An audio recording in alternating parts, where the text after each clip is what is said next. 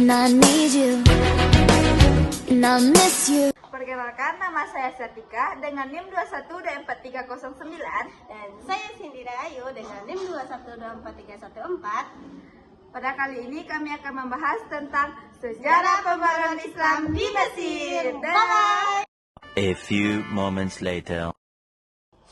Assalamualaikum Cindy, kamu sudah belajar tentang pembaruan Islam di Mesir?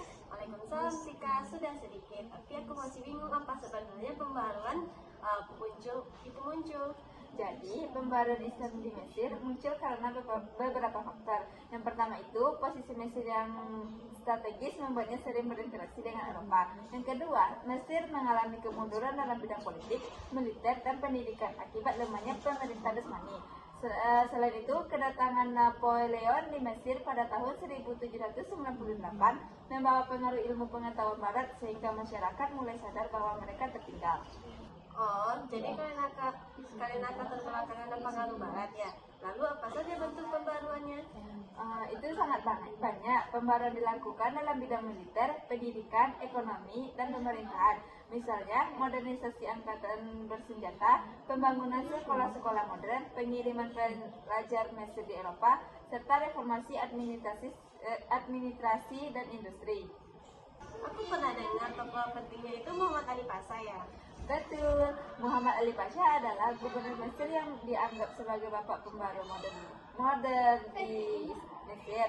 Ia lahir di Kafala, Albani tahun 1769. Setelah menjadi penguasa Mesir, ia memperkuat militer, pembangunan pabrik, membangun sistem irigasi, serta mengirim pelajar Mesir ke Eropa untuk belajar ilmu modern. Ia meninggal tahun 1849. Kalau At-Tahtawi siapa? Nama lengkapnya Rifa'ah Badawi Al-Tahtawi. Ia salah satu pelajar yang dikirim ke Perancis oleh Muhammad Ali. Ia lahir tahun 1801 di Tahta, Mesir. Setelah pulang dari Perancis, ia menulis banyak karya tentang pentingnya pendidikan, ilmu pengetahuan, dan kemajuan sosial. Kontribusi sangat besar dalam pendidikan modern dan menjadi pelopor pembaruan pemikiran di Mesir. Ia meninggal tahun 1873. Wah, ternyata pembaruan Mesir itu mempunyai peran besar dalam dunia Islam ya. Iya Cindy, karena dari Mesirlah ide pembaruan Islam kemudian menyebar ke negara-negara lain di dunia Islam. Lanjut ya si Atika, kali ini kita bahas Muhammad Rashid Ridho. Kamu tahu siapa dia? Kayaknya muridnya Muhammad Abdul ya, tapi aku belum tahu lengkap. Betul banget, Rashid Ridho lahir pada tahun 1865 di Kalamun, Lebanon, dan ia meninggal pada tahun 1935 di Mesir. Ia awalnya guru agama, lalu pindah ke Mesir untuk belajar kepada Muhammad Abdul. Ia kemudian jadi penerus pemikiran Abdul deh. Terus, peran Rashid Ridho dalam pengembangan pemikiran Abdullah apa saja?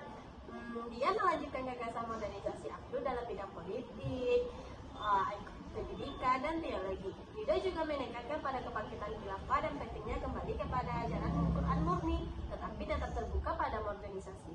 Oh, jadi dia bukan cuma murid, tapi pengembang ide gurunya juga ya? Iya dong, bahkan dia menulis tafsir Al-Manar, yaitu tafsir Al-Quran yang menggabungkan pendekatan rasional dan sosial.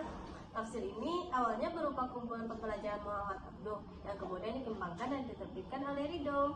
Berarti tafsir itu berpengaruh besar ya? Betul banget, sangat berpengaruh besar. Tafsir Al-Manar mengajak umat Islam untuk kembali memahami Al-Quran sebagai pedoman hidup dalam menghadapi tantangan zaman modern. Kalau menilai pemikirannya, bagaimana menurut para ahli?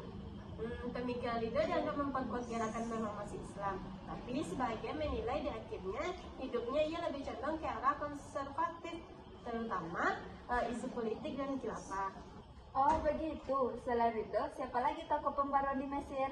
Banyak sekali, contohnya yaitu Qasim Amin, lahir pada tahun 1863 dan meninggal pada 1908. Ia menjadi pelopor pembela hak perempuan dan pendidikan perempuan. Yang kedua yaitu Taha Hussein. Ia lahir pada tahun 1889 dan meninggal pada tahun 1973. Pemikirannya yaitu sastra modern, tokoh pembaruan pendidikan, dan pemikiran kritis dalam Islam. Juga ada tokoh yang berpengaruh sebelum Ridho, yaitu Jamaluddin Al-Afghani dan Muhammad Abdul sebagai penggerak utama reformasi Islam. Berarti pembaruan di Mesir itu luas ya, agama, sosial, pendidikan, sampai politik. Betul sekali Tika. Pendidikan di Mesir itu menyentuh seluruh aspek kehidupan masyarakat. Makasih banyak Cindy, aku jadi mengerti sekarang. Sama-sama Tika, jadi kita sama-sama mengerti ya. Sekian pembahasan dari kami, jangan lupa Like, comment, and subscribe. terima kasih. Bye-bye. Assalamualaikum warahmatullahi wabarakatuh.